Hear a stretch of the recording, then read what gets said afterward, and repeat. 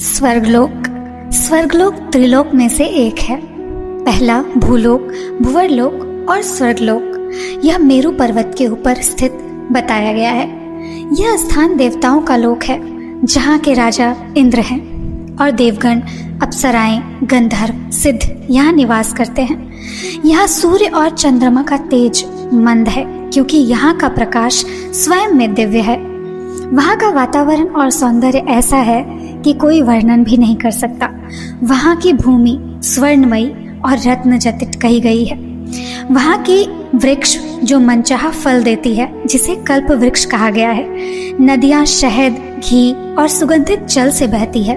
वहाँ मलिनता, दुख, रोग, बुढ़ापा बिल्कुल भी नहीं है। सब कुछ शांत और दिव्य और आनंदमय है। स्वर्गलोक के निवासियों का जीवन ऐसा होता है जैसा एक मानव सोच भी नहीं सकता।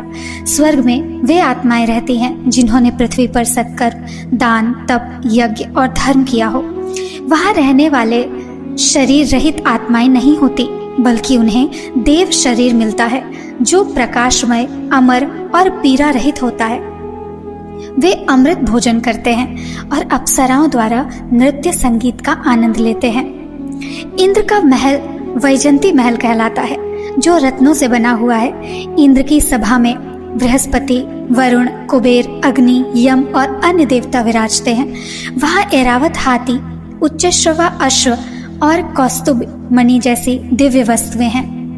नंदनवन सबसे सुंदर स्थल है, जहाँ रंभा, उर्वशी, मेनका, तिलोत्मा जैसी अप्सराएं नृत्य करती है।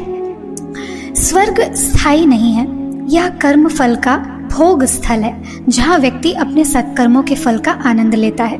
जब पुण्य क्षीण हो जाता है, तब आत्मा को पुनः पृथ्वी लोक में जन्म लेना पड़ता है। इसलिए शास्त्रों में कहा गया है, स्वर्ग नित्य नहीं है, मोक्ष ही परम लक्ष्य है।